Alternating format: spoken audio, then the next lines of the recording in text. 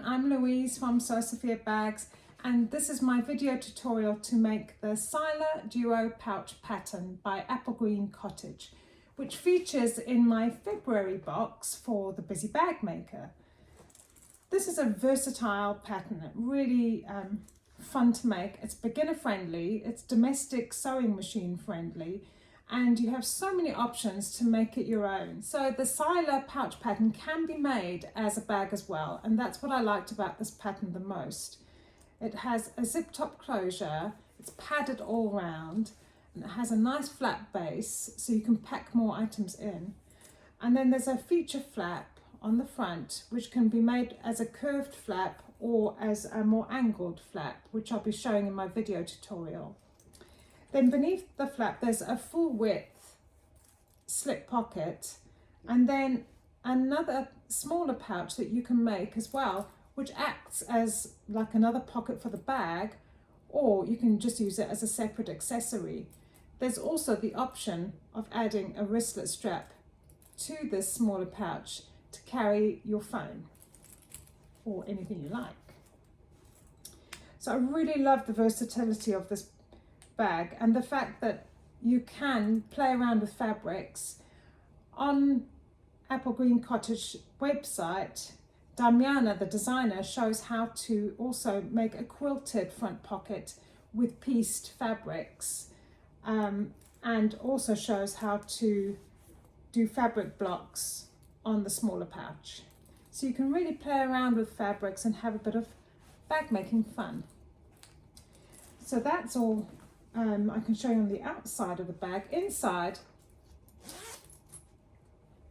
there's a padded slip pocket on the inside of the larger pouch, and also a padded slip pocket in the smaller pouch. So plenty of storage for anything you like, really. And I love the fact that you don't have to add a strap. You could just use this as like a beauty bag set for makeup and small toiletries. It's a highly giftable bag to make, so you'll be surprised how many combinations you can come up with, and you can make it in your friends and family's favorite fabrics, favorite colors, anything you like. So this is the Sila pouch that we'll be making in this video. If you'd like to make the Sila pouch with me, you can find the pattern in the description below. And if you fancy making one in these exact fabrics, you might be lucky enough to grab one of the last boxes on my website. I will drop a link to the Busy Bagmaker as well. It's a bi-monthly subscription box just for bag makers to have a fun project through your door every other month. So that's about it. Now let's get ready to sew. So let's run through all the supplies from the February box to make the Sila Duo Pouch pattern by AppleGreen Cottage. You need a half a yard of an exterior fabric, like this cherry blossoms, and then a fat quarter of a coordinating print for the exterior. Then for the lining, you need another fat quarter or a quarter of a yard. And in the February box, I've actually given a quarter of a yard so that you have the full width to play with. Moving on to the interfacings. There are 3 interfacings for the Sila Duo Pouch set. You have your standard fusible woven cotton interfacing, a half a yard of that. And then a stiff fusible fleece with the glue side. I give an 18-inch square of this, which is just enough. And then finally some sew-in foam wadding. In the pattern there, it's suggested to use a fusible foam wadding, but the sew-in works just fine as well. Those are your interfacings. And then you'll need at least 19 inches of zipper tape. In the box I give 20 inches just to be safe, with a couple of zip pulls. And then for this project we will be making a shoulder strap. There is the option to make a wristlet strap if you prefer, but for the shoulder strap I give 2 swivel snap hooks, a slider buckle, 2 D-rings, and then you need a magnetic snap with the washers for the flap.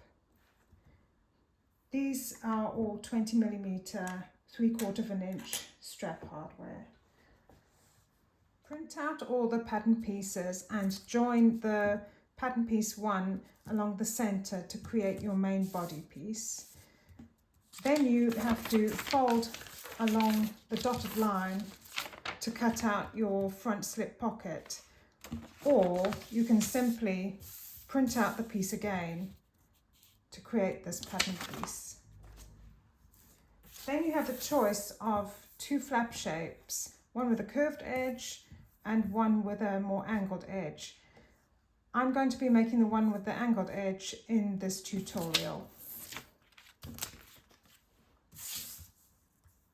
And then you have your other pieces to create your small pouch lining and your inner slip pocket pieces and the side tabs and zip tabs. Now you'll notice on the pattern there are dotted lines to indicate the seam allowance, and this is where you would need to trim down your fusible fleece. So what you can do is print out the pattern pieces again, but cutting on those dotted lines so that you get the exact size of fusible fleece. I find that easier than having to measure again. So if you're planning to make the entire exterior in your cherry blossoms print and with a shoulder strap, then you need to be careful how you cut out your pieces. So for your largest pouch piece, I suggest placing the pattern along the top edge, cutting it out, cut out the other side alongside that, and then cut out your slip pocket alongside that. That way you have all the space along the bottom of your fabric for your shoulder strap pieces and some lining or possible pocket pieces for the rest of your half a yard.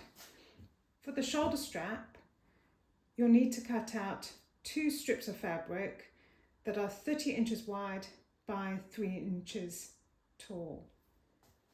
For your lining of your large pouch, again, you will place pattern piece 1 alongside each other to cut out your 2 lining pieces, and then with the remaining 1/4 meter, you can use this to create your inner slip pocket,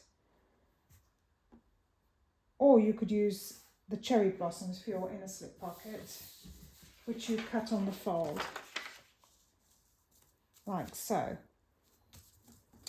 You can also use this thatching print for the lining of your smaller pouch. For your exterior contrast, if you'd like to feature the birds along a pocket, the front pocket, it's actually helpful to cut out your interfacing first and then place the interfacing over the birds so that you can decide exactly where they're going to lie. Just being mindful of the fact that you'll be placing a flap on top of that as well. And then to feature a bird on your flap, if you want to feature this little chap here, you will be cutting it on the fold. So just be mindful of the fact that the fold will be along the top edge of your flap. And again, it helps here to cut out your interfacing first so that you can find where the bird will lie. You can also use the bird print, if you'd like, for one of the sides of the large pouch. If you look here, there is plenty of fabric to feature on a front pocket and also the piece behind that, if you really like the birds. And then just make sure you save some of the birds for your smaller pouch that goes into the large pouch. The woven cotton interfacing is used for the lining pieces. So you'll need some for your larger pouch lining, your smaller pouch lining, one side of your flap, the full width lining for your pocket, and 2 strap tabs. Then you'll have enough along the top of your interfacing to make a couple of strips that will attach to the back of the shoulder strap or wristlet strap. Use the fusible fleece interfacing to cut out your full width front pocket on the seam allowance. So you need to cut along those dotted lines. For the front and back of your small pouch, for your small pouch inner pocket and larger pouch inner slip pocket, also cutting along those dotted lines, and then also for your flap piece, you'll need to cut away those dotted lines and then cut out your fusible fleece. Once you've cut out your pattern pieces in your fusible fleece, you then center the fleece on the back of all the relevant pieces. For the front full width pocket, you can also fuse a couple of scraps of interfacing where the magnetic snap will go, and the same with your flap. And then you just rough side down with the glue side down,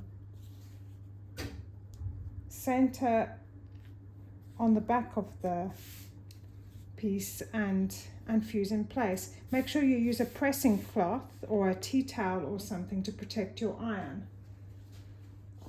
The thicker foam interfacing is for your pattern piece 1, the front and back of the larger pouch. And for this, because we're using a sew-in fleece, you need to cut to the exact measurement of the fabric. Don't cut away the seam allowance. We will cut these out and then baste around all 4 edges at the sewing machine. Set your stitch length to a longer basting stitch, and you need to attach the foam to the exterior body pieces.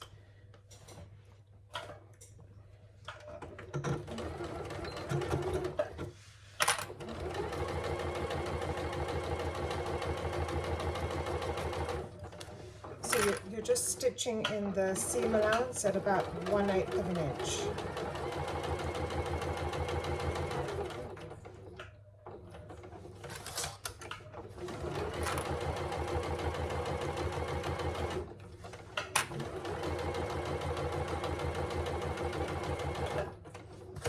And you're just working your way around all the sides.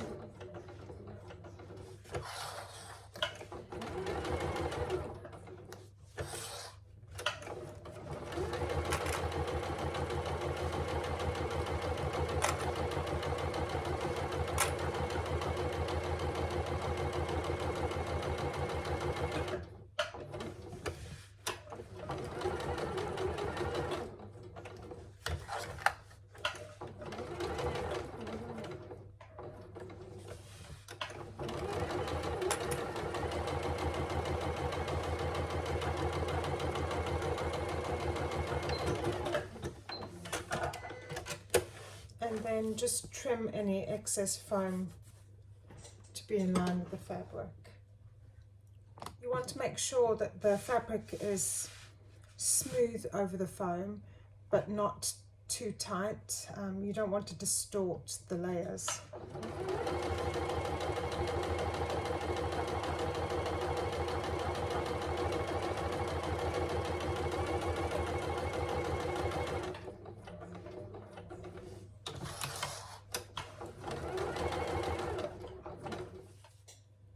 You could, of course, quilt the sewing foam to your main fabric if you prefer, and that would mean you can keep the foam out of the seam allowance if you think it's going to be a problem for your machine. Just tidying it up a bit, and then you repeat this with the other side of your large pouch. There you go, so it's attached. Now take your flap piece, and I've already gone ahead and fused woven cotton interfacing to one side and the fusible fleece to the other. We're going to be installing the male part of the magnetic snap on the fusible fleece side. So first of all, fold it in half lengthways to find your center, and just press it to make a crease. I'm just going to draw a little line there to make the crease, and then from the center measure up according to the pattern instructions and mark a dot where you're going to place the magnetic snap. You can always check with using your pattern piece for this part. Then where you've made the mark, just fuse another scrap of interfacing over the top to reinforce the area. And now we can mark out where we're going to cut out the prongs.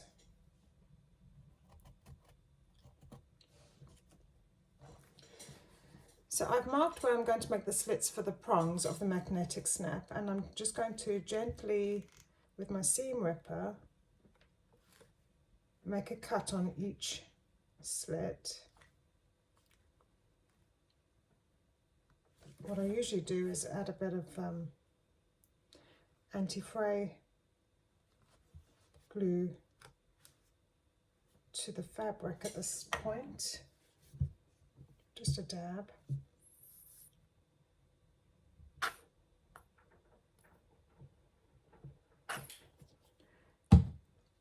Then you take your magnetic snap, the thinner side, the male side, and you just insert, gently ease those prongs through the slits that you've just made and push it to the other side.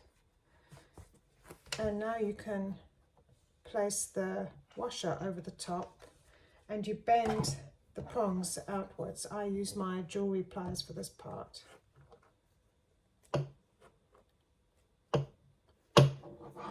And the other side.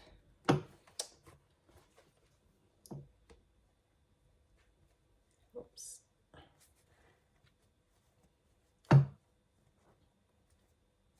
Okay. Just put that down. And that's how it will look. And then you can, if you like, fuse another scrap of fleece or stabilizer to the back, just so that those prongs don't come through to the other side of the fabric.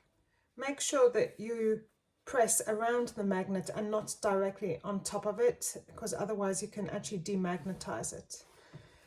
Now we just have to fold the flap right sides together and match the angles, and just hold them in place with some clips.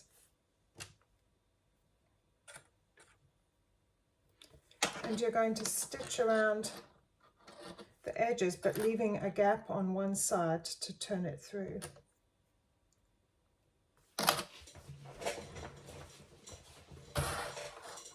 So I'm going to just start from one edge and just make my stitch a bit shorter. And always remember to back stitch. And I'm going to stop there and then reposition my needle further down. So I've left a little gap to turn it through.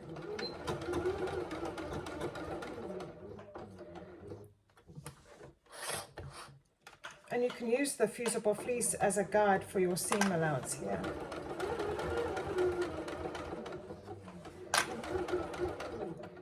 You might find the angled flap is easier to sew than the curved flap.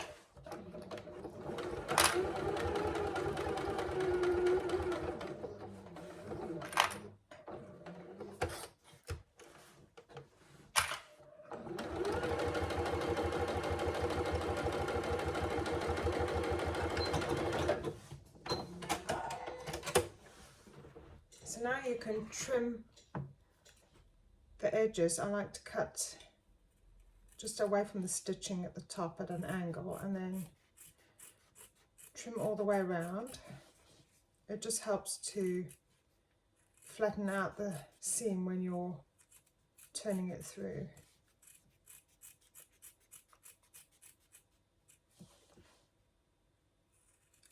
Just make sure you don't trim where you've left the gap, because we're going to press that seam under.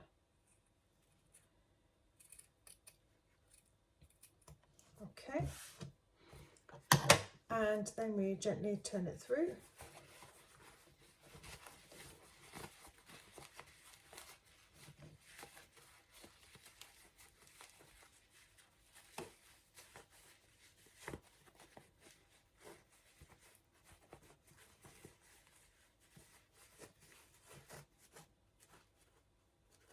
Just ease out those corners. Gently ease them through. And the point, the other corner, and the top. Now you take this over to your iron and give it a press, and then press under the seams.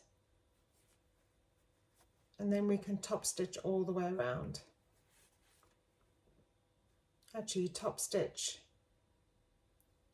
around the sides and bottom edge and leave the top folded edge. And when you top stitch all the way around, just make sure that you start on the side that's the open side of your flap.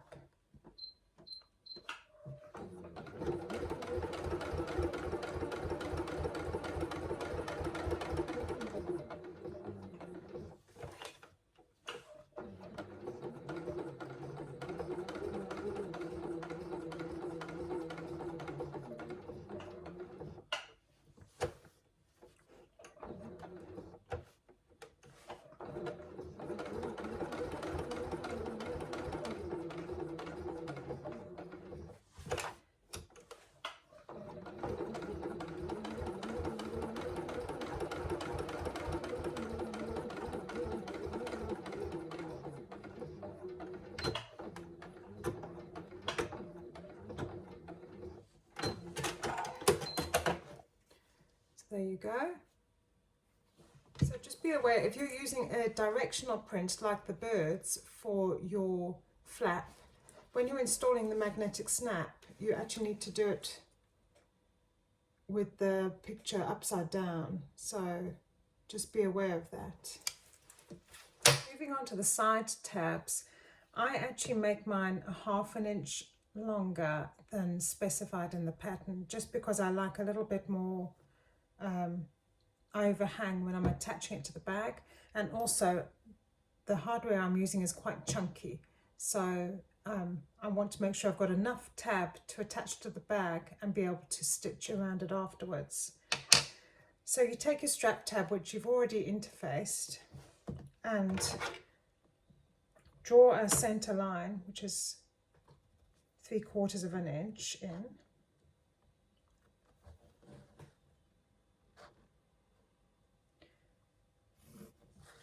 And then you'll press the longer edges to meet at that line.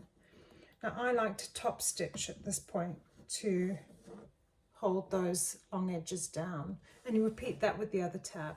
So I've gone ahead and top stitched those long edges down to keep them in place.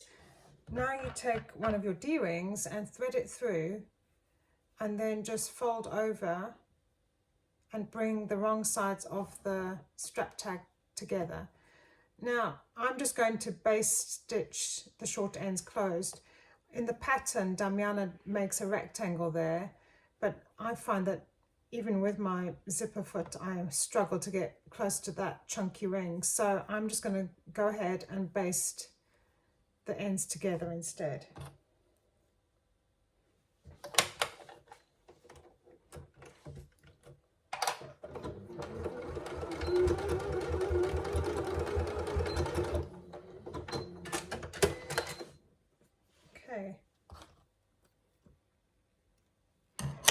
want to imagine when you're stitching it to the side of the bag that you've got plenty of wiggle room so that you can stitch past it. And just repeat that with your other ring. For the zipper tabs, you'll need 2 of the zip tab pieces for the top zip of the large pouch. Now you fold it in half, matching the short edges, wrong sides together, and make a center crease. And then you fold those short edges to meet at that center crease and press like so. And then you fold it in half again and you're left with a little tab like that, and we'll be popping the ends of the zipper into that tab. So now take your zipper tape, and I like to add the zip pull before cutting the tape. We're going to make an 11-inch long zipper for the top of the bag. So you take your zipper pull, and the curved edge needs to be on the bottom, and just feed that zipper tape through there and hold it in place. Then what I do is I cut my other side of the zipper tape at a slight angle. It just helps get it onto that second curved side. Then you hold both zipper ends in place and give it a little tug to create your zipper. And I just neaten that off at the bottom edge. And then just measure 11 inches and cut your zip to length. I'll be using the other part for the smaller pouch. Now for the closed end of your zip, just run a few basting stitches to make sure it doesn't separate. And you can sew over nylon zipper teeth. You can set your machine to a longer length to do this, like so. Then you just pop the zipper end into that zip tab that you've made and hold it in place with a clip, and then top stitch right across, making sure you catch the tab underneath as well.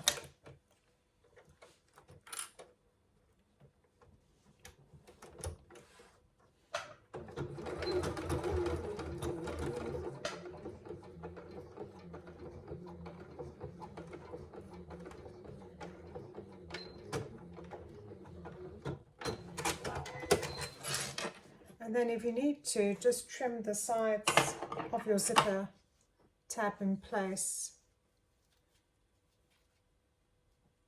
in line with the zip tape. And there you go.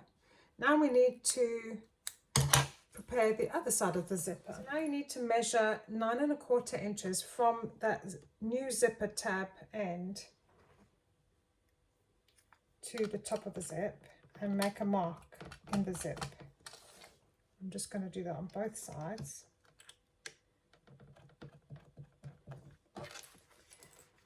And then open the zipper up at those, beyond those marks, and then where you've made your mark, you need to pinch,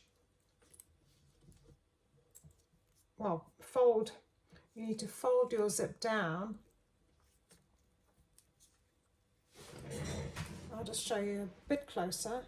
So where you've made that mark, you fold down and then bring that fold in line with your zipper teeth, and you hold it in place with a little pin.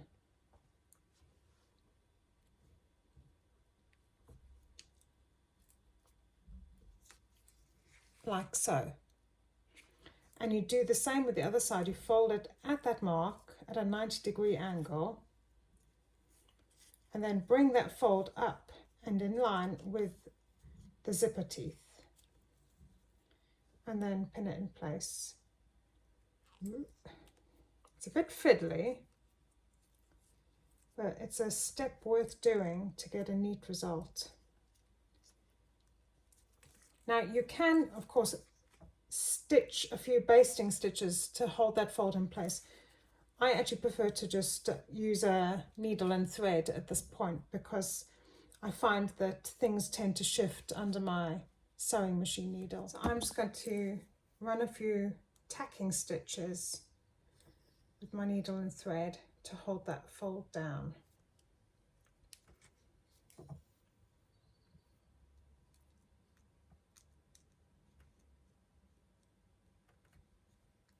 Take out the pin.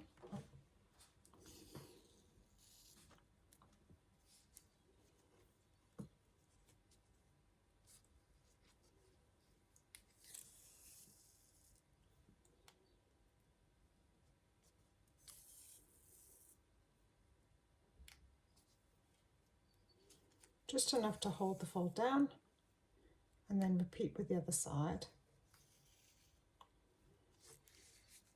There you go. And then you can trim down that little tail.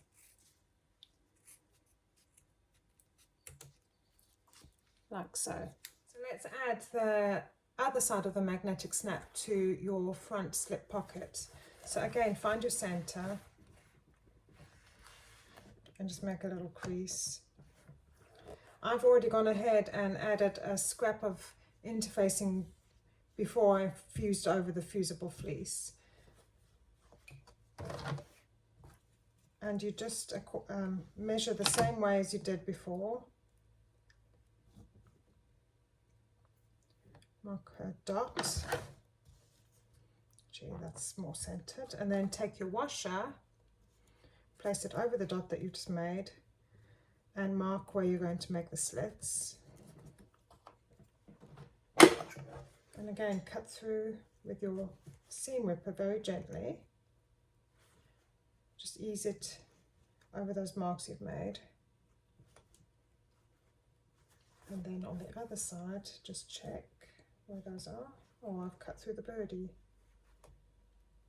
That's a shame.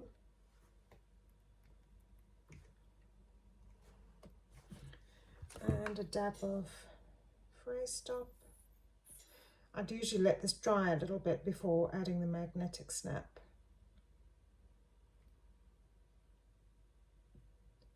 But we'll carry on because of the video. And then you take the other side, the socket side, and ease it over those slits that you've just made. We can pop on the washer. Take our pliers.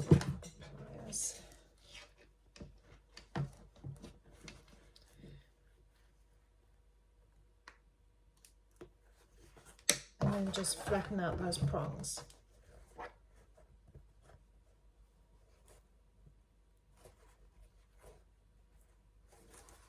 Like so. And you can, again, if you'd like, fuse a scrap of interfacing over the top. Now you take your lining piece for your slip pocket and put it over the main pocket piece, right sides together, and then just pin the top edge to hold the pieces together.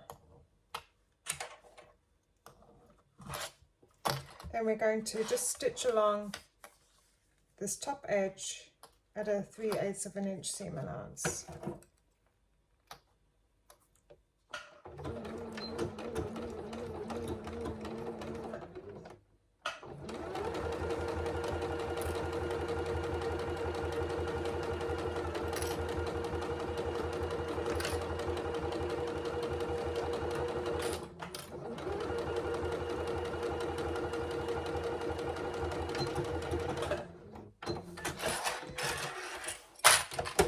Go. And then just flip them over and give that top edge a good press before top stitching. So I set my machine to a slightly longer length for top stitching.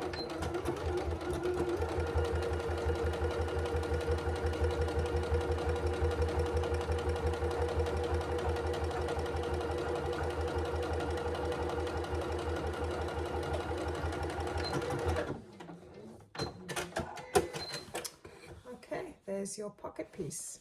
Now we're going to attach the pocket you've just made to the front body piece of your pouch.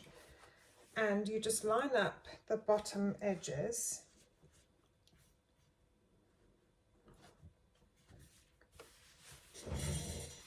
Making sure everything is even. And this is a really nifty trick for reducing bulk for your finished bag. So all you do is you lift up the top fabric, and we're only going to pin the lining at this point.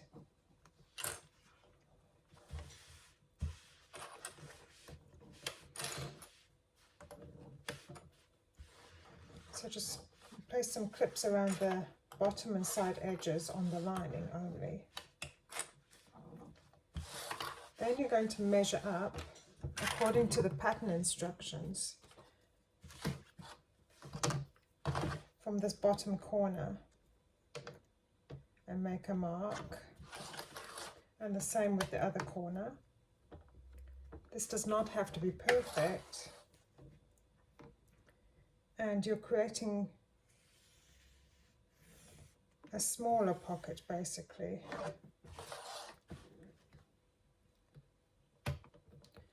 So draw a line from the marks you just made. Oh, that one's at a bit of an angle. So just draw a line. We're making a little rectangle here.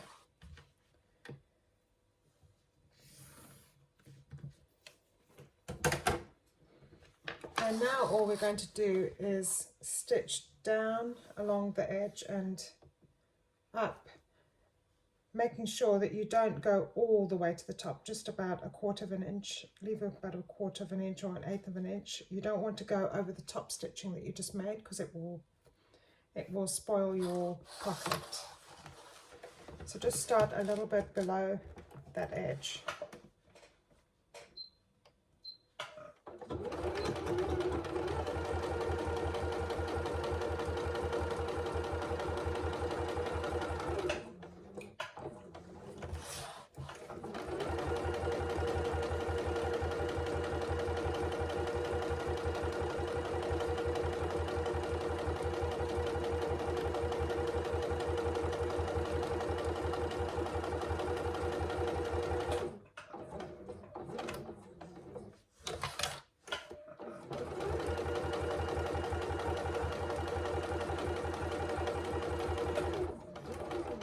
And then just stop again just before you get to the top and back stitch.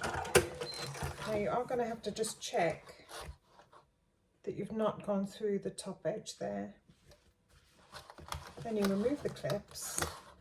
This is a really neat trick from Damiana for keeping your seams as bulk free as possible for the final step. And then you just trim down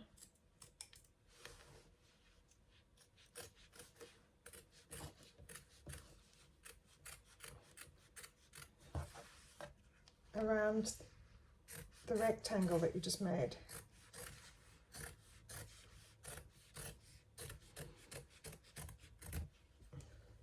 Oops.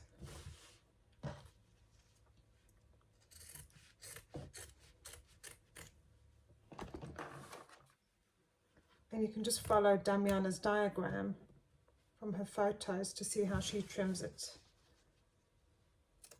Just cut that one, the bottom corners on the angle a bit.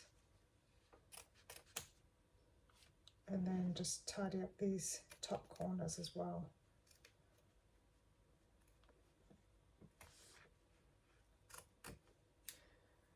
There you go. Then you just flip the pocket back down, smooth it out. Add some clips around the sides and bottom edge. Make sure everything's aligned nicely. And you'll feel there's no bulk there because you've just trimmed the pocket down, which is great. That's what we want.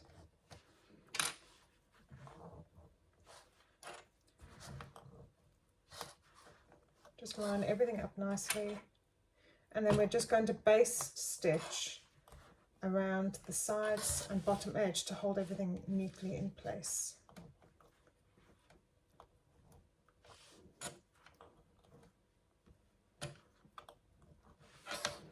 Okay, that looks good. So I'm just going to lengthen my stitch here.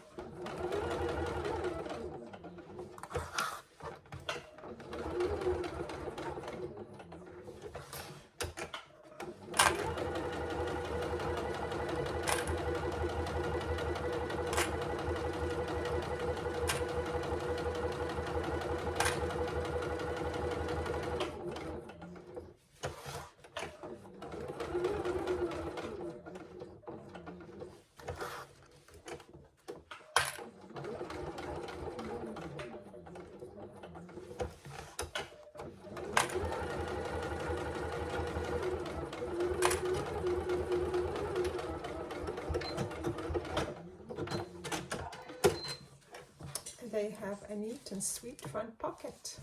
Now we need to attach the flap to the main body piece so that it can close that front slip pocket.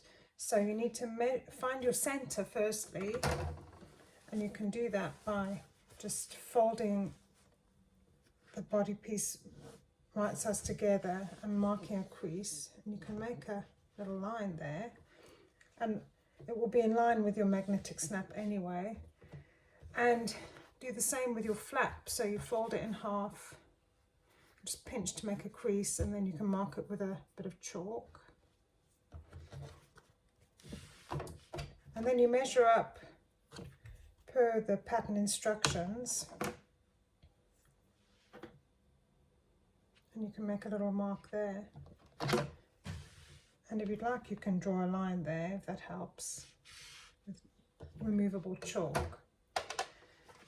Then you position, at the center, you position your flap up and away from the slip pocket.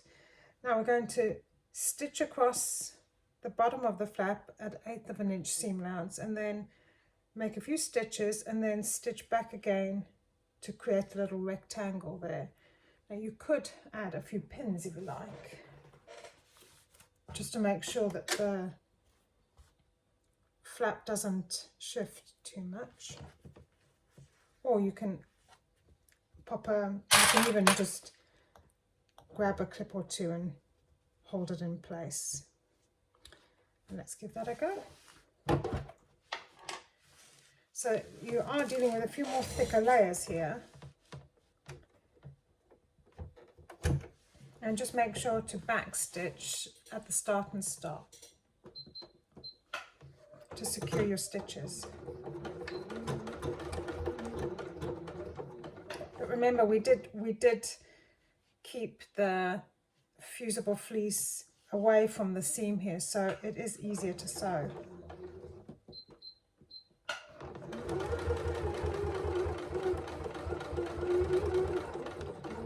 I'm nearing the end now. I'm just going to make it join the top stitching around the flap, and then actually what I'll do is I'll run a few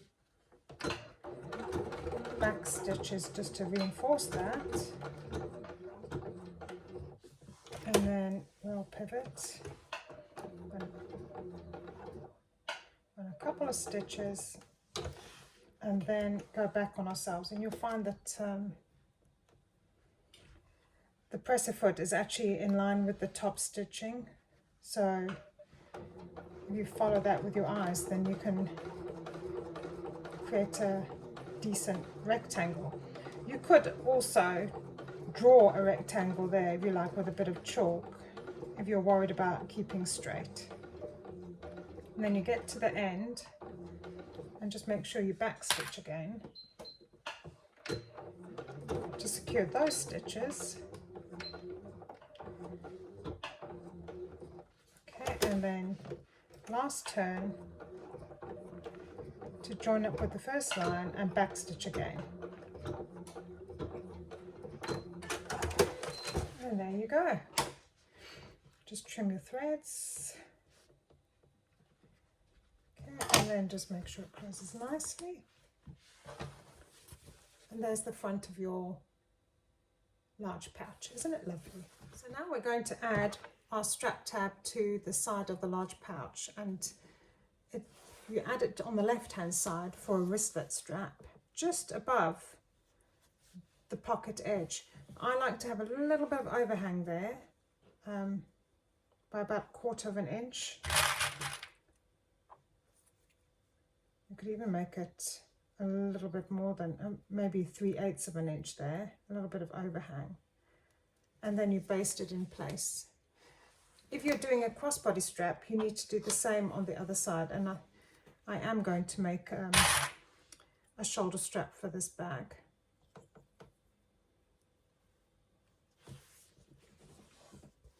Like so. Now, if you're just doing the one side, you'll use that D-ring to add your wristlet strap, and then for the pouch inside, you can save the other strap tab to add on to that in case you want to carry it around. I'm just going to go ahead and baste these straps in place.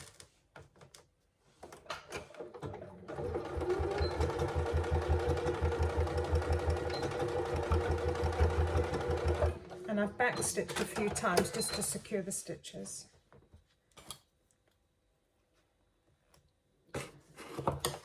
And the other side.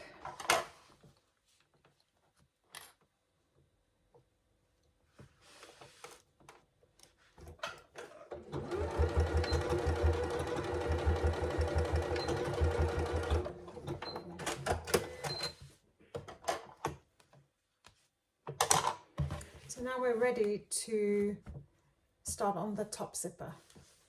Before we add the top zipper to the large pouch, we need to create a pocket for the lining.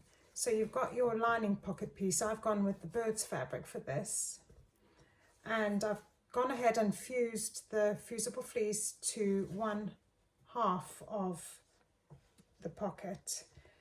Then you fold it in half, right sides together,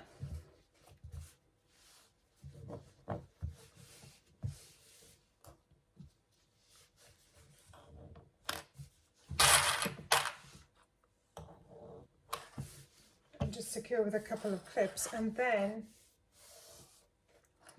we're going to just sew down one side edge and along the bottom, stopping to leave a gap where we can turn the pocket through, and then continue sewing along and down the other side.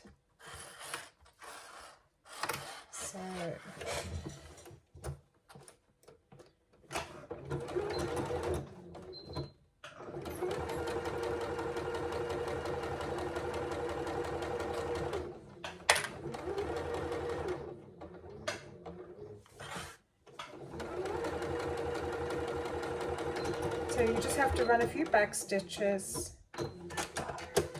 and then reposition a needle further along the bottom edge and continue stitching.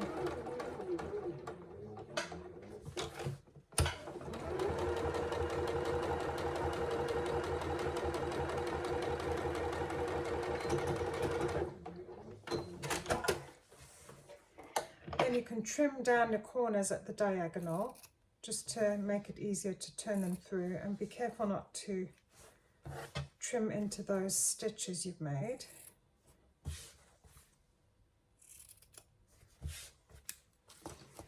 Then you can turn through your pocket.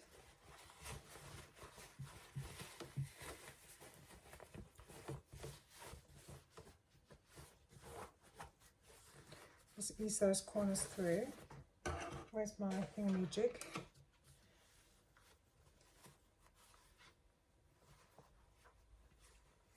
Just poke them through so they're nice and pointy.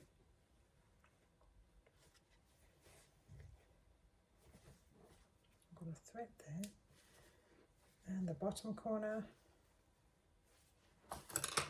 Then you just need to press under the seam allowance along the bottom edge, and you can go ahead and top stitch along the top edge. So I've got my pocket piece, I've top stitched along the top edge.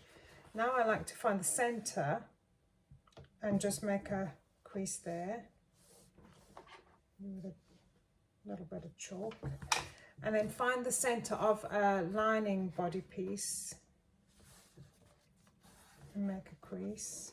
I'm just going to add a bit of chalk there too. And then you position your pocket along that center line, matching the centers, about 2 inches from the top edge. Oh, I almost got it right.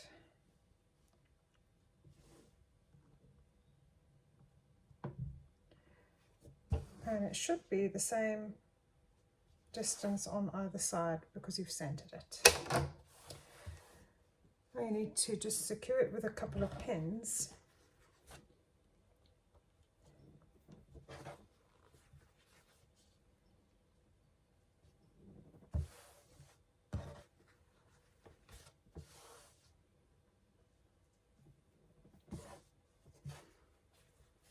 And we're just going to sew down the one side along the bottom and up the other side, making sure to back stitch at the stop and start.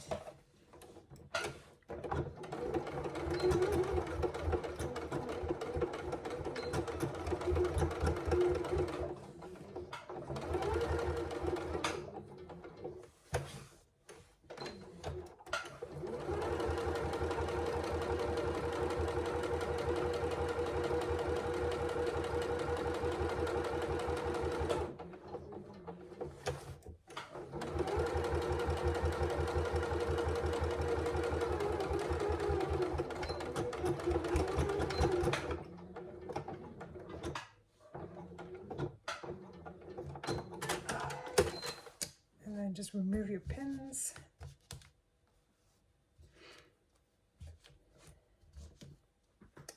Trim your thread. And there's your finished pocket, and the bottom gap has been enclosed with that top stitching that you made.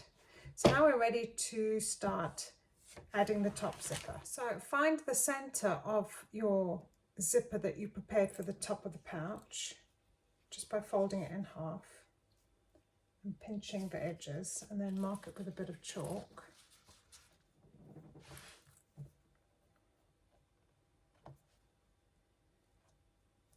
Now you need to place your zipper right sides down at that center mark, so you're making sure that both ends of the zipper tape are the same distance from the side. See there, there's a gap there, and there's a gap there. And then just add some clips to hold it in place. Now I like to baste stitch at this stage just to secure the zip in place before adding the lining.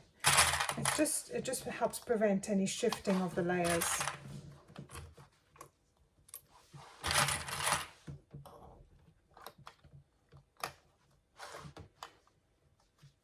Switch to a zipper foot, and now I'm just going to baste at about 1/8 of an inch seam allowance just along this top edge to hold the zipper in place before I add the lining.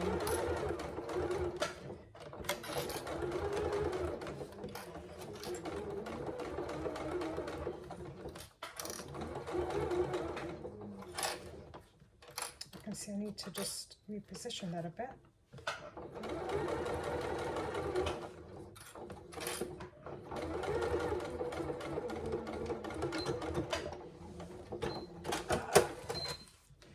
And you can just fold it open and make sure it's all straight before you add the lining. I'm going to use the lining without the slip pocket and right sides down on top of that top edge and clip the layers together. And then we're going to stitch again, but at a 3/8 of an inch seam allowance to attach the lining to the zipper.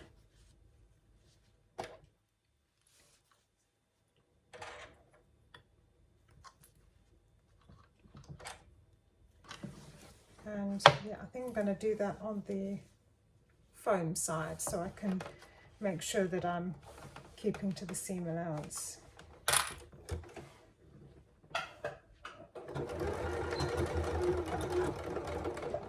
just shorten my stitches. So once you've attached the lining to the zipper, you flip the fabrics over and give it all a good press. And then we're going to top stitch just at the one end of the zipper to the other. Don't top stitch through the right to the sides, just up to where the zipper is. I found it easier to press on the lining side and then just open up your flap and push it down a bit to keep it away from the iron.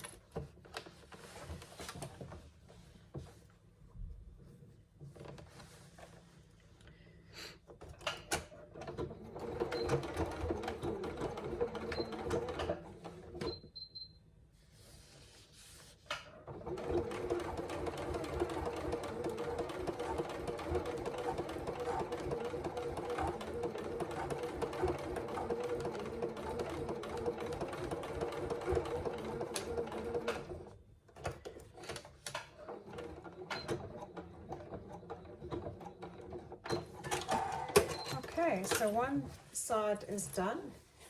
See, I've top stitched along that edge. And now we're going to attach the other side of the bag. So again, find the center, the top of your main body piece.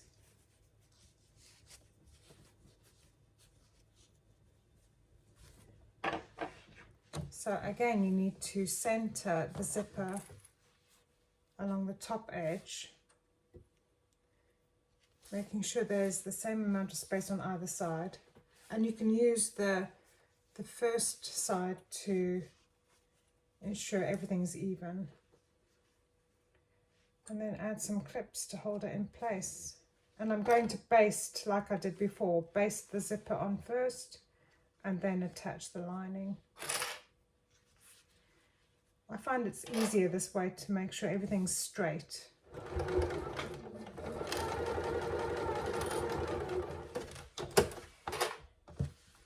Just quickly take a look. Looks all right.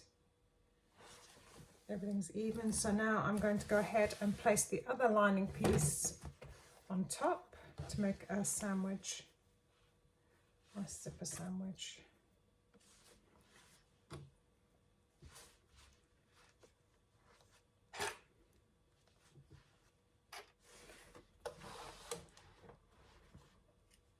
And you'll sew the lining part at a 3/8 of an inch seam allowance.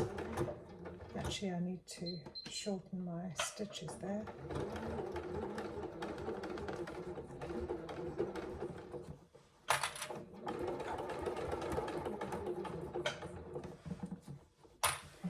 You might need to raise the presser foot with the needle still down and just shift your zipper pull out the way towards the end.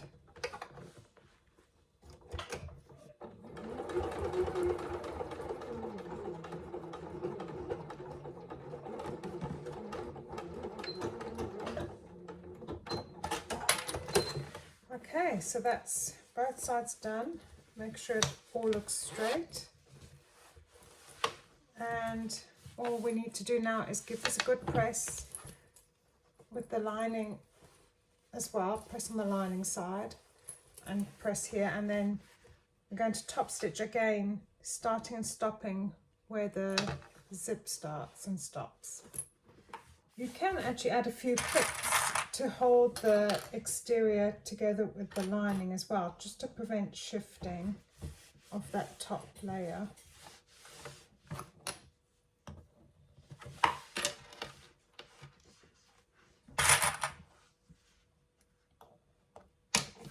And then flip it over and we can top stitch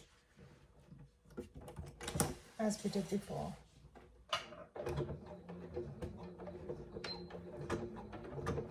It's really important to back stitch a few times at this point because you don't want the stitches to unravel.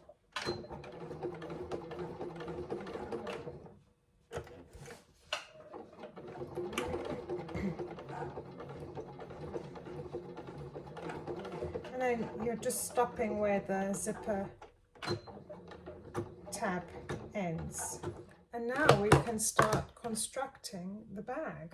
Now, first of all, you need to open up your zipper, and you're going to place the front and back of the bag right sides together and the linings right sides together. And what you'll be doing is matching up the sides and bottom edges. Now you need to make sure that the D-rings are towards the center of the bag and not sticking out.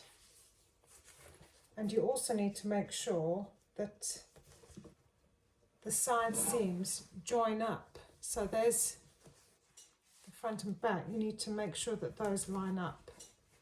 So the cherry blossoms print is lined up exactly at that mark. It's not so imperative for the lining to line up, but the exterior needs to be placed together. And place a peg there, and then make sure that D-ring's well out of the way, and start clipping down the side. I always clip the exterior side first to make sure that those top seams where the zipper meets are perfectly aligned. You can even run a few basting stitches just at the center, just where the seams meet, before sewing down the sides if you like, to prevent any shifting. I find if I use enough clips to hold everything securely that it won't shift. But that D-ring's popped out again. Pop that back in.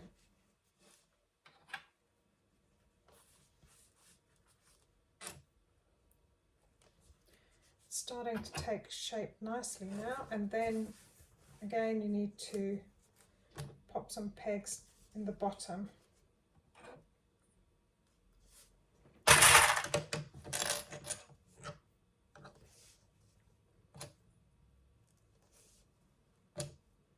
Okay, so that's the exterior all pegged together nicely, and now you need to do the same with the lining sides, just lining them up as best you can.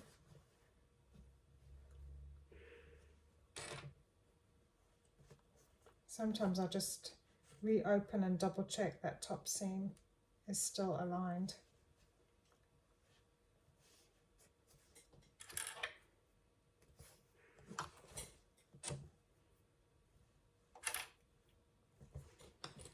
You see that this is the reason why you only top stitch up to the zipper tab and not beyond, so that the lining will sit nice and neat.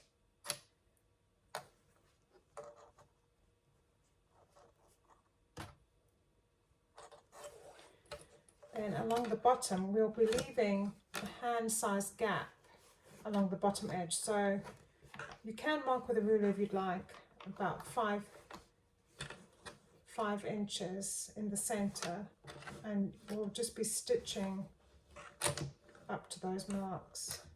I might just do that now.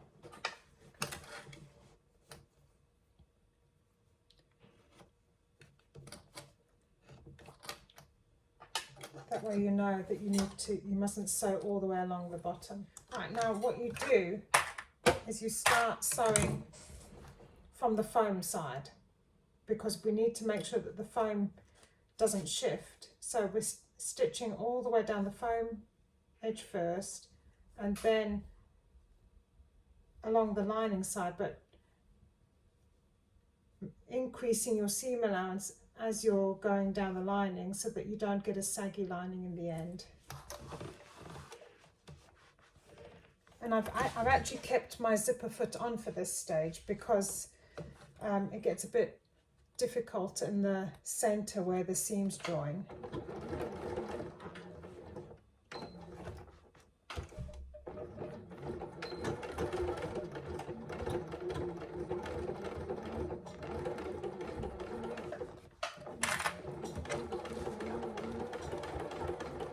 So I'm just sewing at a 3/8 of an inch seam allowance here.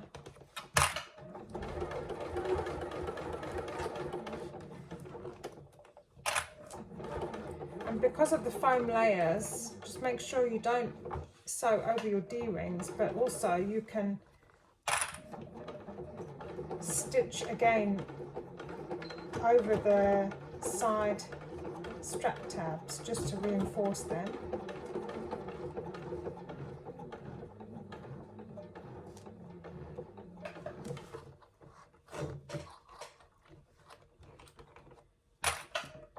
And I'm holding that seam firmly while I'm sewing over the top seam. And then once you're on the lining side, you can start increasing your seam allowance to about 1/2 inch, even as much as 5/8 of an inch, so that you have a lining that sits neatly inside the bag and not baggy.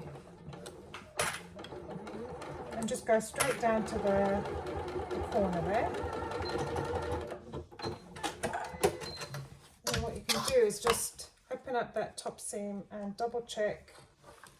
See, the seams have joined nicely there, and then you repeat it on the other side.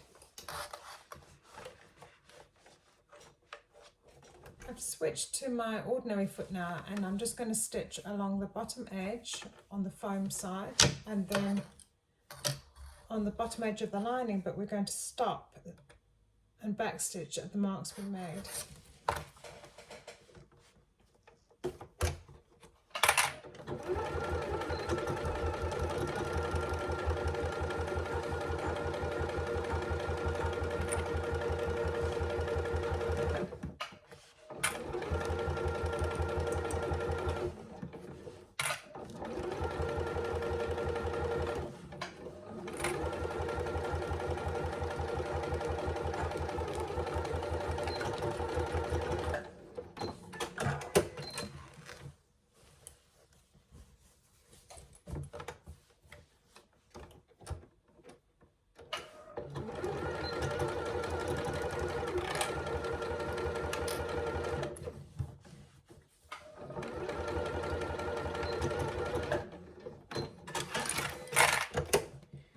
So I'm leaving that hand size gap and continuing further along.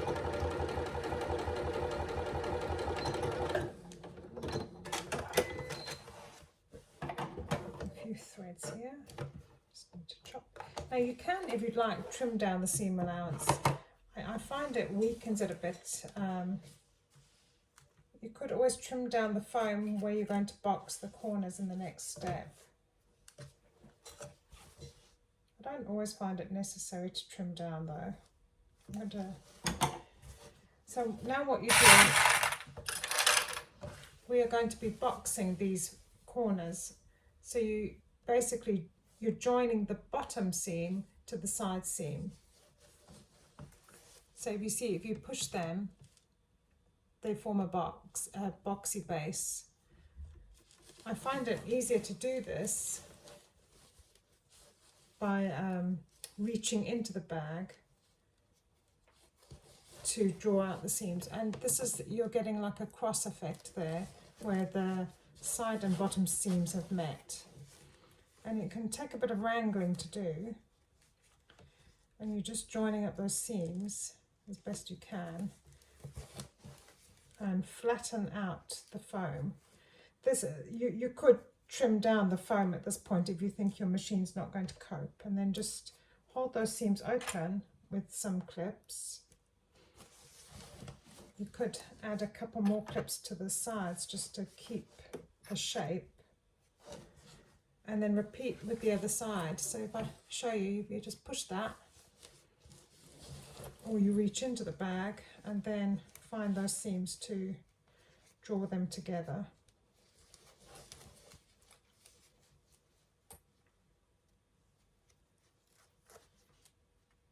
And then open them out to flatten as much as possible.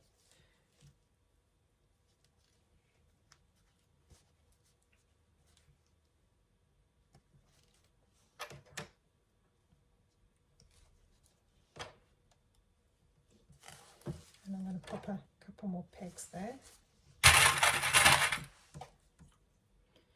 And then you do the same with the lining. It will be easier on the lining because you're just working with one layer of fabric and interfacing. So I'm going to just reach through with my hand, I think, for this one, and bring those sides and bottom seams together. Ooh. We're almost done.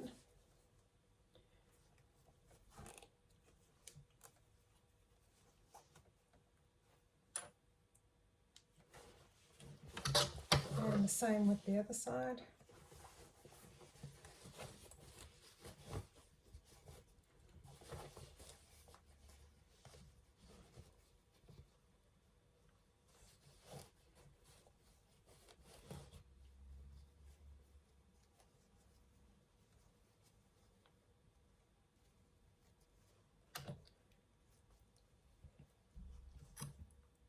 Okay, so now what you need to do is make sure it's flattened down under your machine, and we're just stitching across to create that flat base.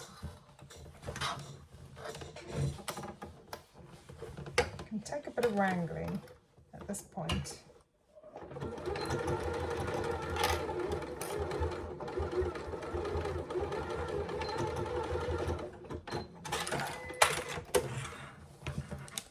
And you repeat that for all 4 corners.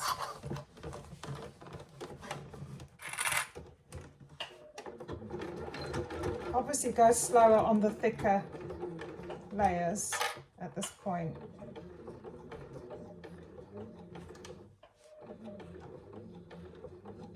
And you can just run a second row of stitches below that, below the ones you've just made, to reinforce the foam.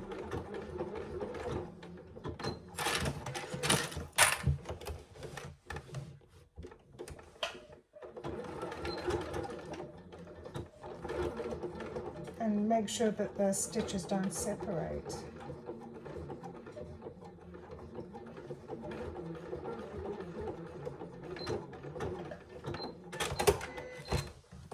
I'll just show you there.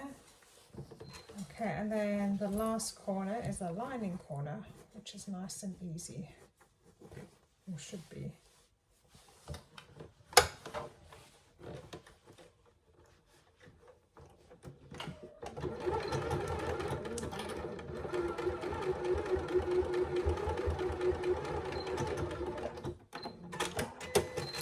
Okay.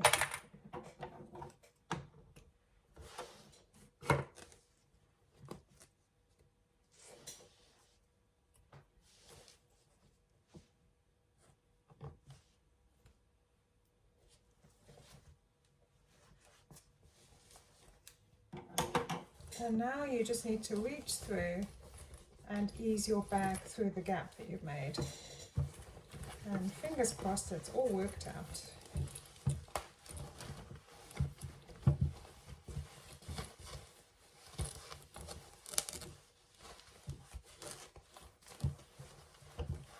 Just take your time pushing everything through that top opening.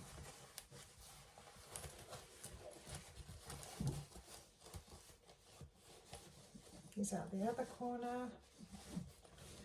Push the lining down to make sure it sits nicely inside.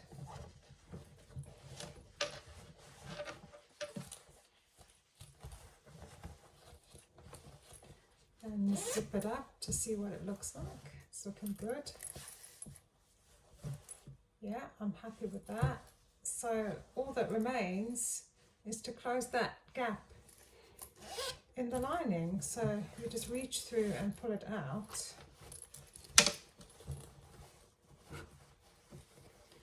And then take it over to your ironing board. Oh, I've turned that the wrong way. Take it over to your ironing board and press under that seam allowance. So I've given it a press now, and I can just join those bottom seams together to close this gap.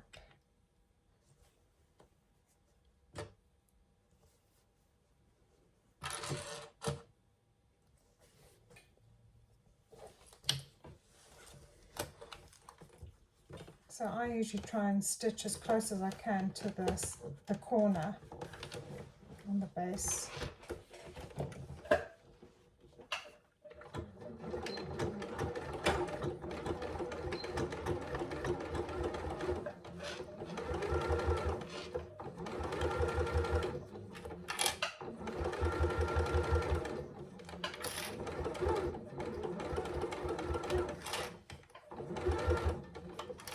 Then you just pop the lining back into your bag.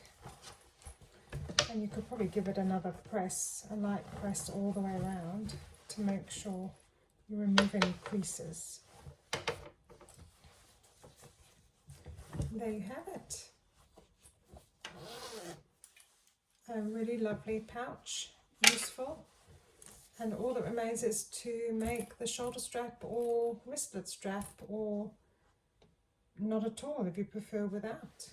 Moving on to the smaller of the pouch set from the Sila Duo Pouch pattern, and you can choose whether you'd like to make it with fabric blocks like I've done here, and there are instructions in the pattern to do this, or you can just use a single fabric for the outside and another for the inside. I've chosen for this tutorial to go with the birds for the outside, and I've gone ahead and fused some fusible fleece onto the back. And for the lining, I'm going with the cherry blossoms. And these I've already interfaced with some woven cotton interfacing. And then you have the option of adding a little slip pocket as well. So I'm going to add a little pocket inside in the birds, and I've gone ahead and fused a small piece of fusible fleece onto the one side as well. So that will go like that. I've already prepared a side tab because for this pouch I'm going to add a little D-ring as well for the option of having a wristlet strap, because this pouch can also double up as a little wristlet for your phone. So that's what we're going to be doing. And then I've got my zipper tape. I've cut down to length per the pattern instructions. And I've also gone ahead and pressed my zipper tabs. So now I'm going to just close the baste over the ends of the zipper tape on both ends this time before adding those zipper tabs. So firstly, to prepare your zipper, your shorter zipper, you need to just run a few basting stitches on either end of your zipper tape to prevent the zip pull from coming off. And I like to do this on the wrong side of the zipper. I find it easier to sew over those teeth that way. You can do this by hand as well, just running a few tacking stitches over your zip if you prefer. So that's one end.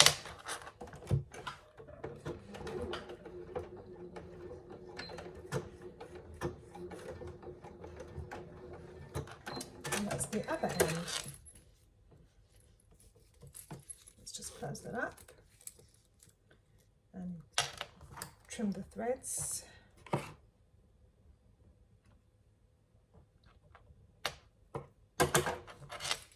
And then you take your two zip tabs, and I've already pressed them as before.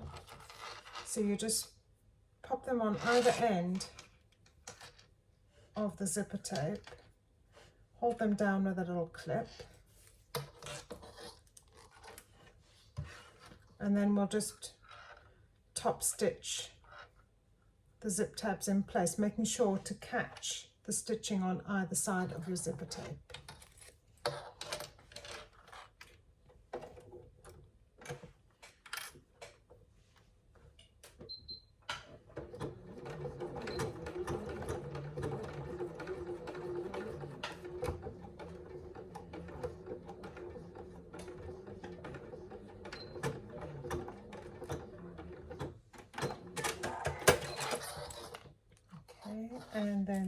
side.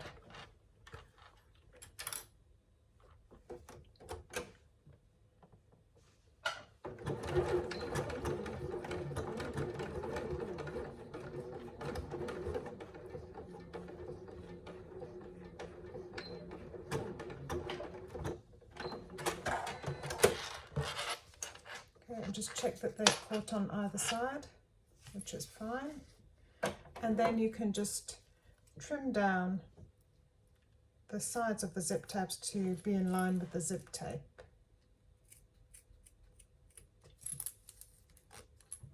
So my zipper is ready to be installed. And if you're adding a little slip pocket inside your small pouch, just fold it over, matching the longer edges, and secure in place with a couple of clips. And then just as we made the pocket for the larger pouch, you're going to sew down one side and a couple of inches in along the bottom edge, and then leave a gap and continue sewing towards the end and up again.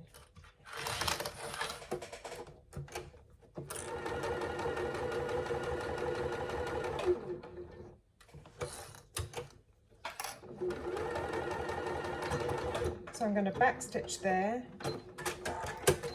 and then reposition the pouch further down, the pocket further down, and carry on stitching.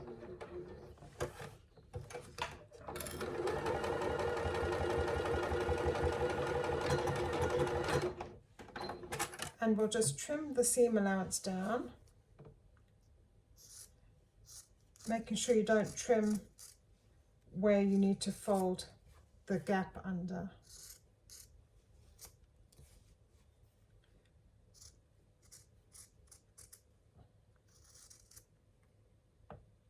I can see I need to refuse that fleece in place as well. And then you turn it through your gap that you've made. Now, I didn't do a very good job of cutting this pocket out because I've missed some of the birds. Just get my little tool to poke out the corners. So now I'm going to press under the seam allowance at the gap, and I'm not quite sure which side to do this, but yeah, I think my gap will be along the top edge of the pocket rather than the bottom edge because of the way I've positioned the birds. And so you just need to top stitch the top of your pocket, and then we can attach it to the lining.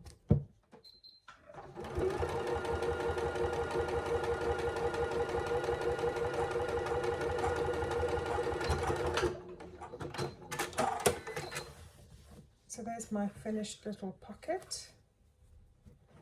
Now you take one of your lining pieces, okay, and we're just going to find the center of your lining, make a little crease, and find the center of your little pocket as well. And we're just going to position the zip pocket at that center line.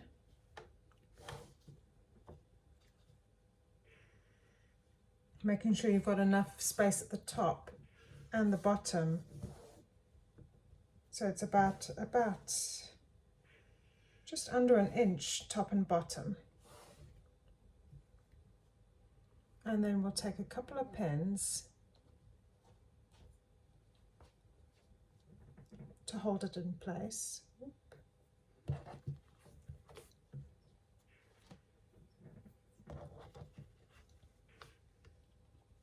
Another one. And now, just as we did with the larger pouch, you're going to stitch down one side, across the bottom and up again, making sure that we run a few extra stitches at the top of the pocket to secure the stitches.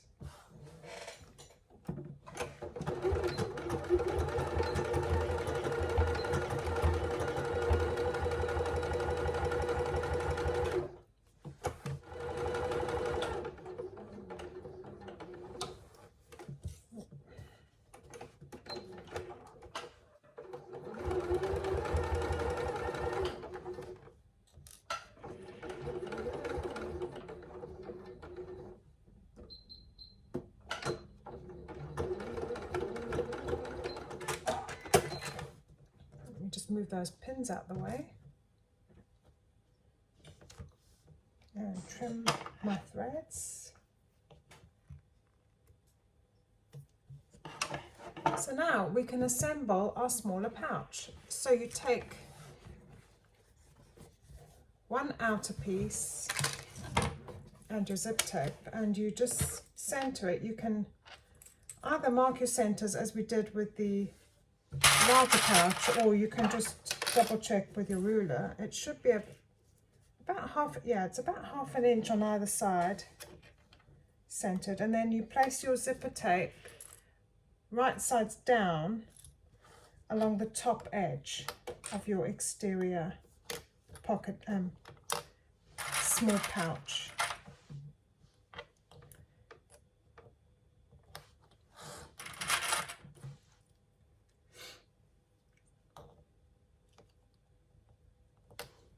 Switch to your zipper foot if you have one, and then you can just baste your zipper in place.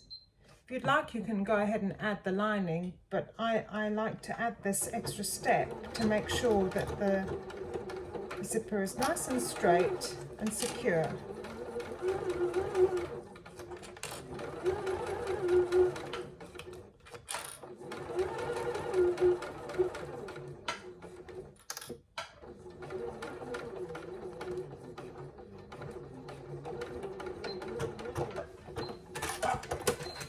Okay, now I'm going to take a lining piece, and I'm going to use the piece without the pocket first. Just place it on top, right sides down, and clip in place along that top edge.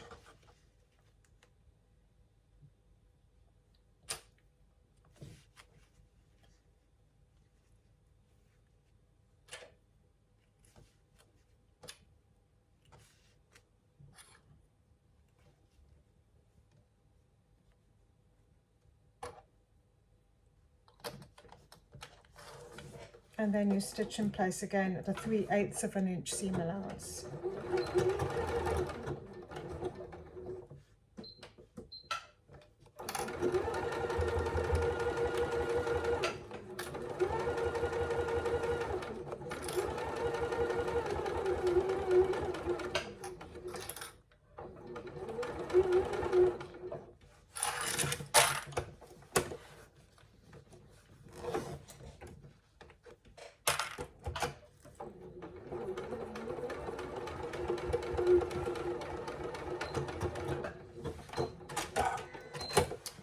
Let's take a look.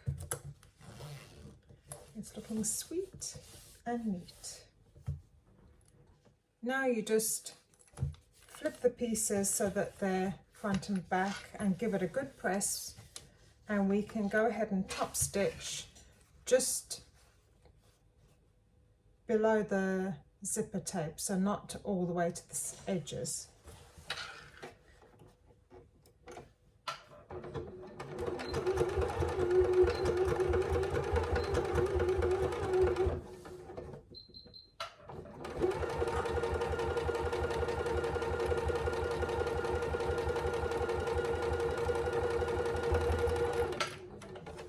Whoops, and I've just gone all the way to the end, which I wasn't supposed to do.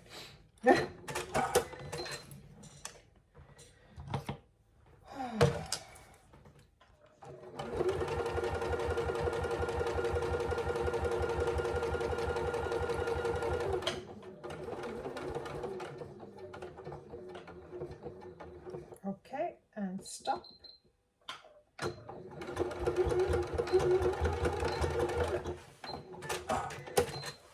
Okay, so that's done. Now we can attach the other side in the same way, making sure that the birds are the right side up.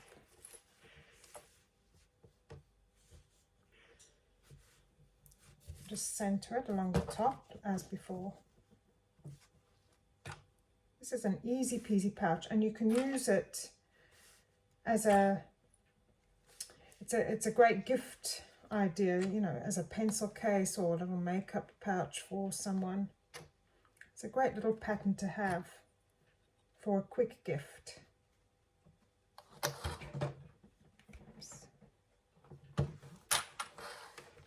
Let's stitch that zip in place before adding the lining.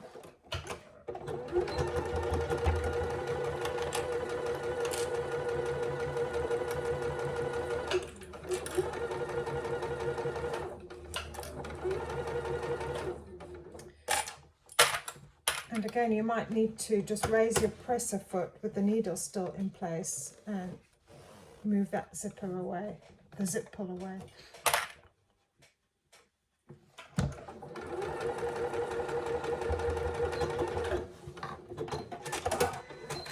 Okay, now we can add the lining, and make sure that your pocket is facing towards the top. Let's see, I've got a thread. Cut there.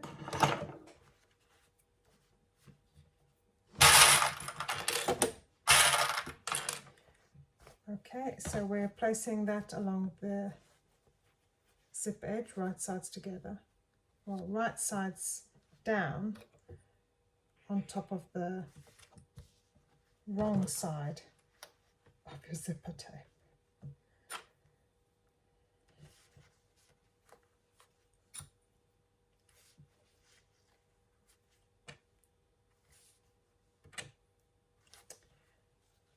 Right, just check both sides here.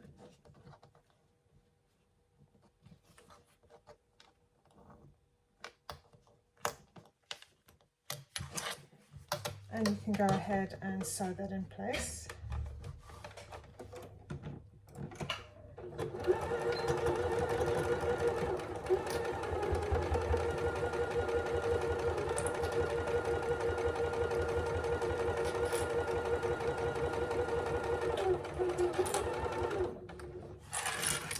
And again, I'm lifting up that presser foot to push the zip pull out of the way before continuing to stitch down the zip.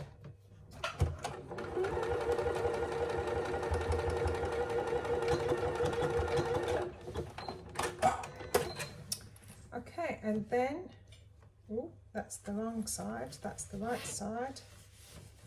We'll now just give the other side a press and top stitch along that top edge.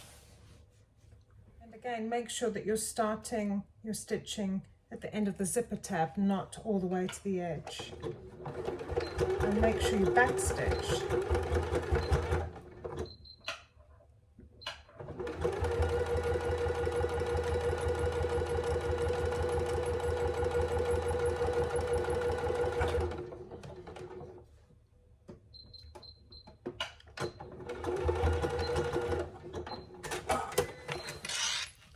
Okay, that's done.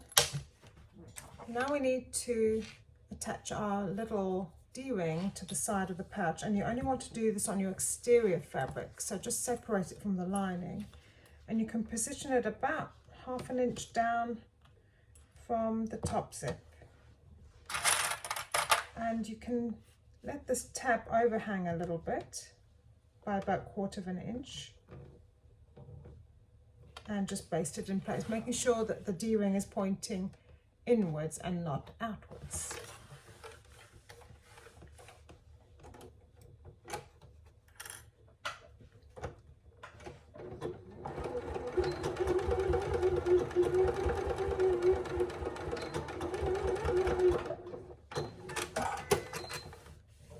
So there you go, that's ready, and now we can close our pouch. So just as we did before with the large pouch, you need to open that top zipper and bring the right sides together, matching all the edges. I can see I've got a long thread to trim there.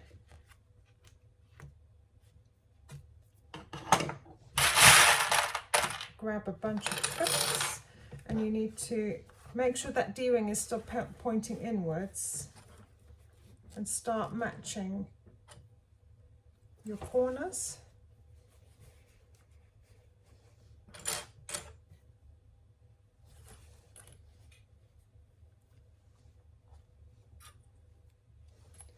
And joining up those side seams so that they match as well as best you can.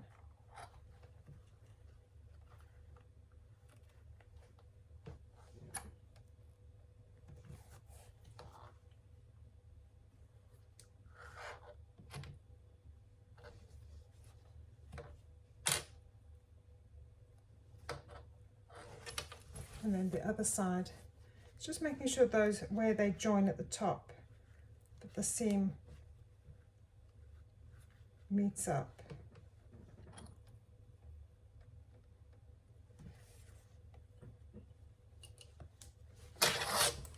And I have to turn that over to make sure that the D-ring doesn't get caught.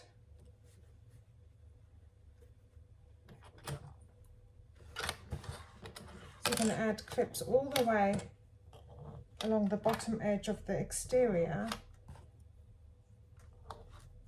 but once again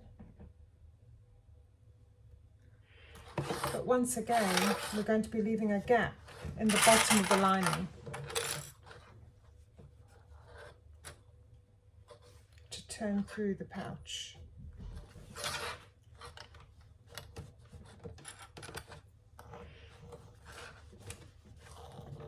Okay, so for this pouch you start along the lining, and you can even mark with some chalk if you can find it.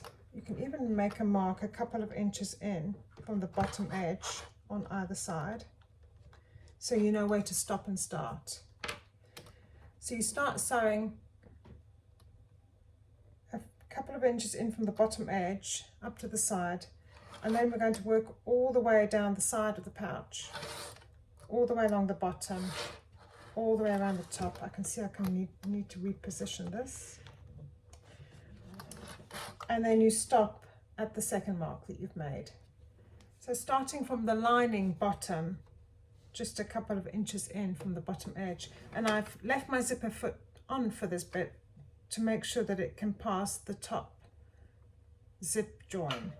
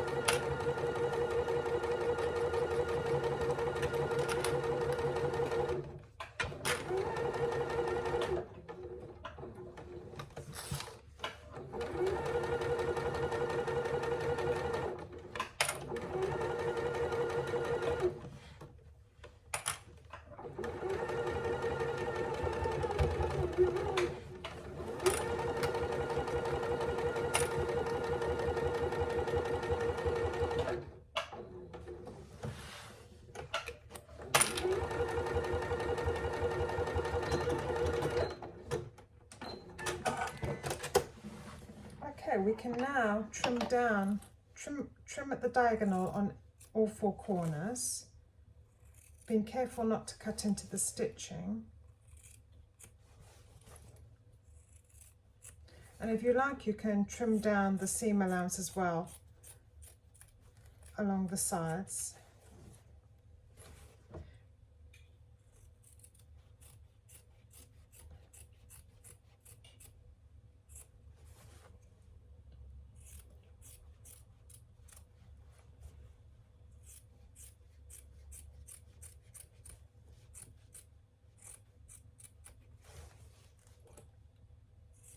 I'm not going to trim the side tab with the D-ring.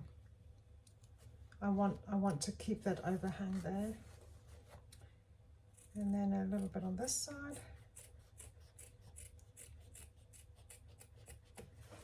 And then I'm going to leave the bottom edge because we need to fold that under. And I can see I need to trim a few threads here. It's all neat now. And we're ready to turn it through. So you just ease your pouch through the gap that you've left.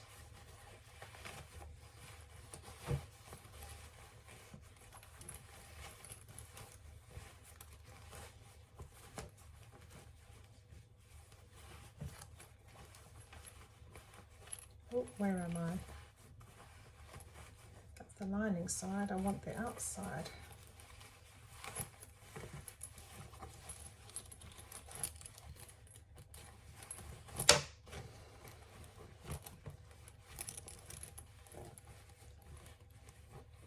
Just ease out the corners. You can push them out with your finger or with a blunt tool. Just ease out those zipper tabs at the top. I can see that we need to give this a good press. Let's just make sure everything fits nicely inside. Oops. Now that's looking really sweet and neat. Right, we need to close that gap up in the lining now, so just pull it out and ease out the corners of your lining as well. And then all you do is you fold under the seam allowance, give it a good press, and we're just going to be stitching that gap closed.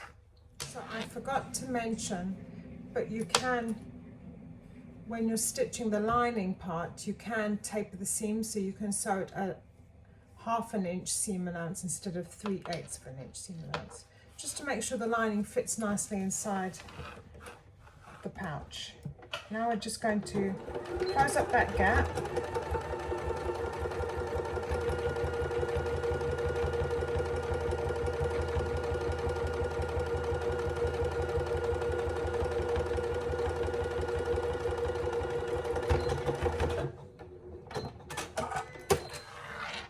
Trim our threads.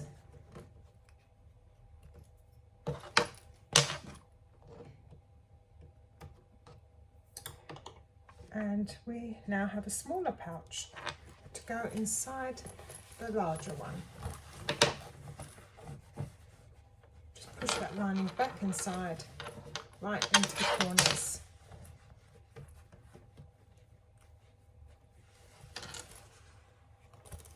There you have it, a neat and sweet little zipper pouch. So to make your adjustable and detachable shoulder strap for your Sila pouch set, you'll need 2 swivel snap hooks and a slider buckle. These measure 3/4 of an inch or 20 millimeters. And you'll need 2 strips of fabric measuring 30 inches by 3 inches each, and we're going to be joining these on the diagonal.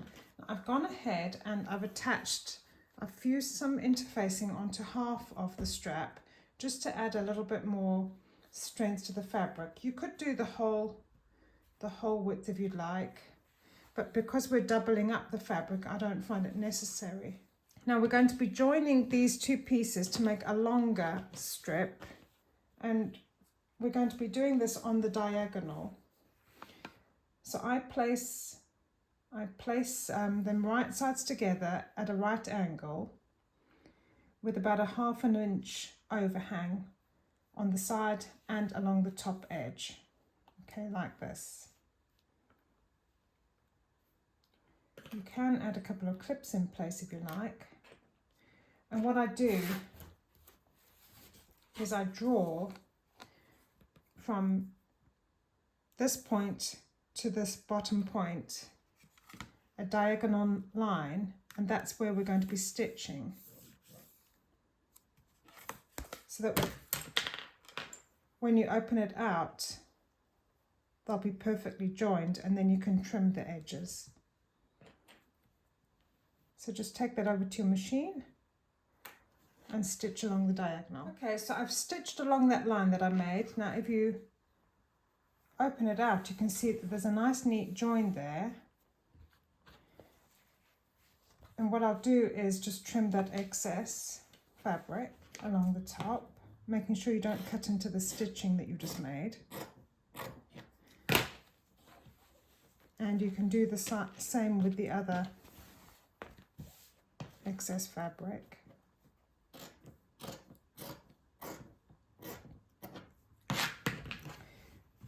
And you can also remove this triangle. So just leaving a bit of seam allowance there to be able to press it open. Okay, so now looking at the back of your strap, you can now press the seam open and give it a good press with an iron just to open it out. If you really want, you can also top stitch along both sides of that diagonal line just to secure the seam down. So now we need to press our strap together. So firstly, you press under the shorter ends by about 1/2 inch and press them under. Then you press the entire strap piece wrong sides together, so creating a center line all the way down your strap. Then you fold the long edges in on both sides to meet in the middle, and you press all the way along your strap like so. And then finally you fold the entire strap up, and you can use some clips to hold this in place. Then you take it over to your machine and you will be top stitching along both long sides and the shorter ends. So I've added clips all the way along my strap just to make sure that that open edge stays closed, and you want to stitch along the open edge first at 1/8 inch seam allowance.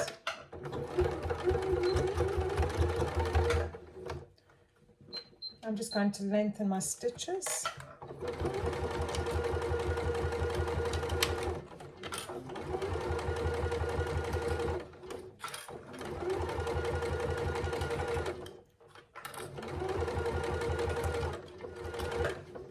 And just make sure that you're catching both open sides in the stitching. Okay, we're reaching the end of the strap now, so just go slow. And then just about 1/8 inch before the end, you need to keep the needle down. Actually, I'm going to have to back stitch there.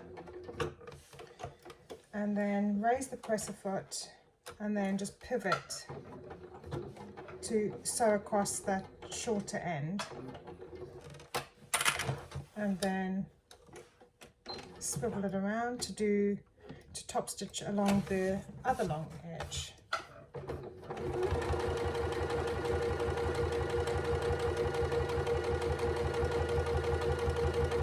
So now you've finished top stitching all the way around your strap, we're going to add the slider buckle.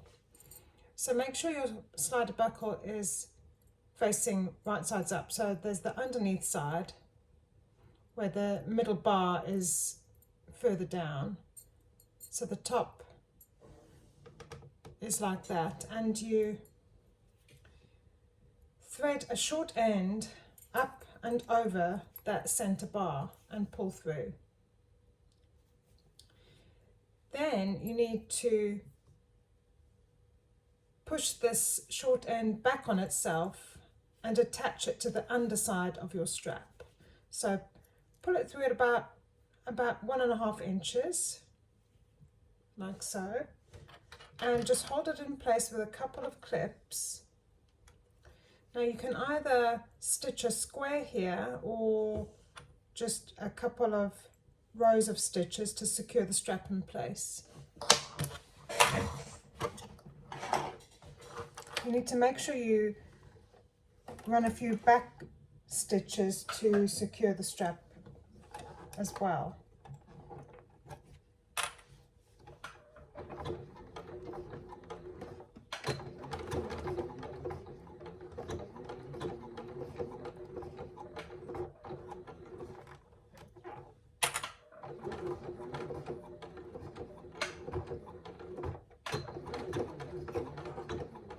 Okay, so I'm going to run another line of stitching just parallel to the one I've just made.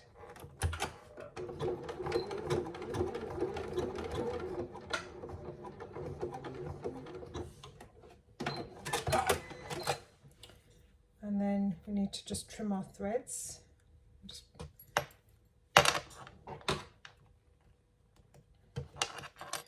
So making sure that your strap is now wrong side up, so the shorter edge that you've just stitched is facing up. Work your way all the way to the end of the strap and loop on one of your swivel snap hooks and then pull it through, and then we're going to thread this other short end through the buckle again and over and pull it through, and that way you can check that the strap is adjustable.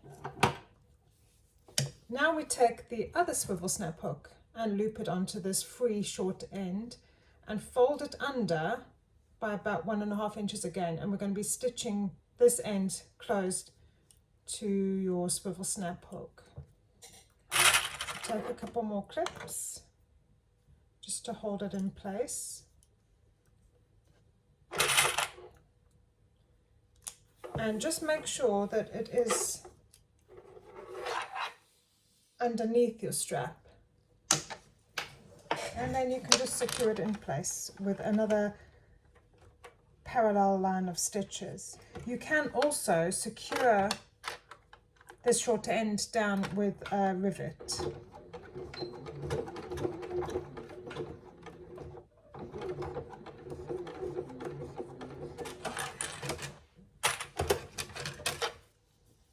Okay, so I'll just trim those threads to tidy it up.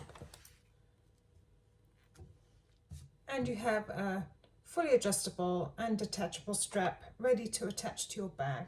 For the optional wristlet strap for your Sila pouch, you need to cut 14 inches by 3 inches of your chosen fabric and then fuse some interfacing on the back. Then you fold with wrong sides together, fold your strap piece in half lengthways and give it a good press. I'll be doing this at the ironing board in a moment. So you've created a central crease, and then just like you did with the strap but not with the short edges, you fold under the long edges to meet in at that center line and press again. So I've folded the long edges under on the strap piece, and then you fold them under, fold the whole strap again in half and give it a good press, and that now you have a 14 inches by 3/4 of an inch strap, and the raw edges are all enclosed apart from the short ends. Now take your swivel snap hook and loop it onto one short end. Then you open out that short end, and making sure your strap is not twisted, you open out the other short end and bring them together, right sides together. And you just need to match them up and secure the short ends with a couple of clips. And we're going to just be sewing across that short end at a 3/8 of an inch seam allowance.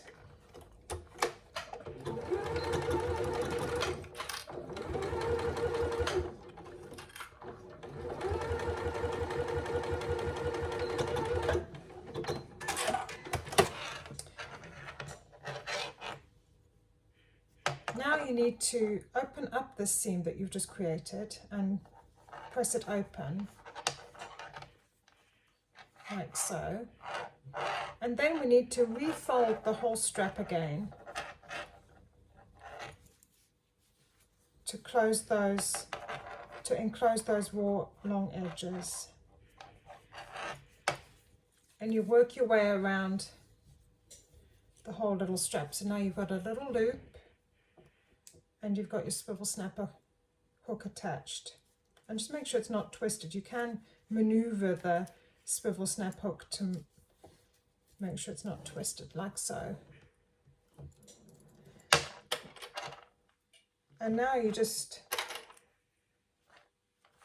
hold the open edge closed with some clips all the way around.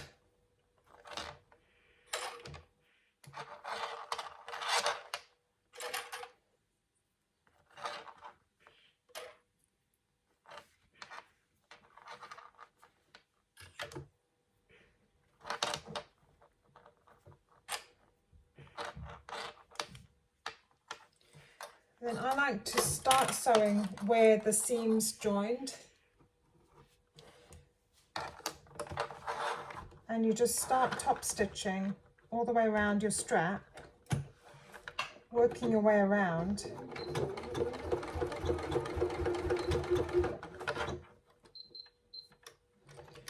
And all you do is you maneuver the swivel snap hook out of the way as you're sewing.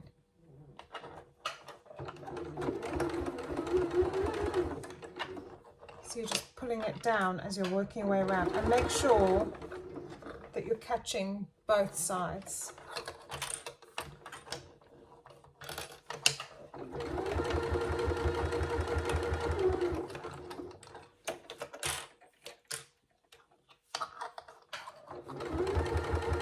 And you work your way around until you join up with your first stitches.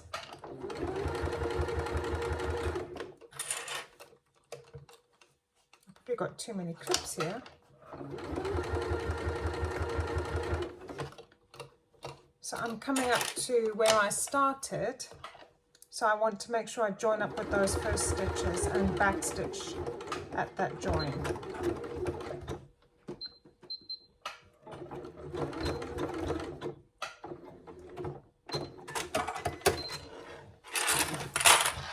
And then you can just trim your threads.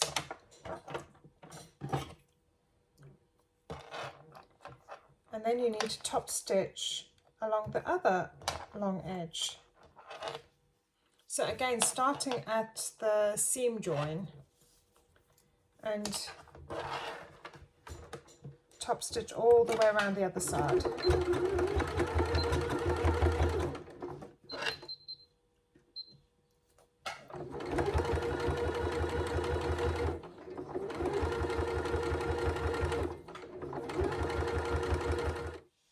There's your little wristlet loop, and then I like to position the swivel snap hook just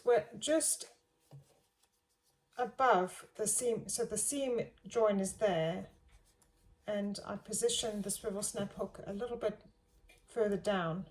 Then all you need to do is take a couple of clips and we'll just create a join. We'll just stitch across the strap to create a join so that it's not just a loop, it's actually a strap now. So add a couple of clips, and then you need to run a line of stitches to bring the wristlet strap together.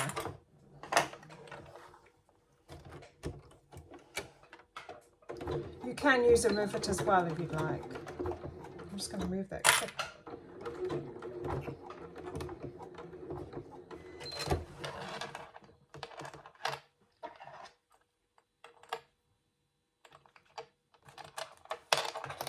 And just trim your threads and you're done.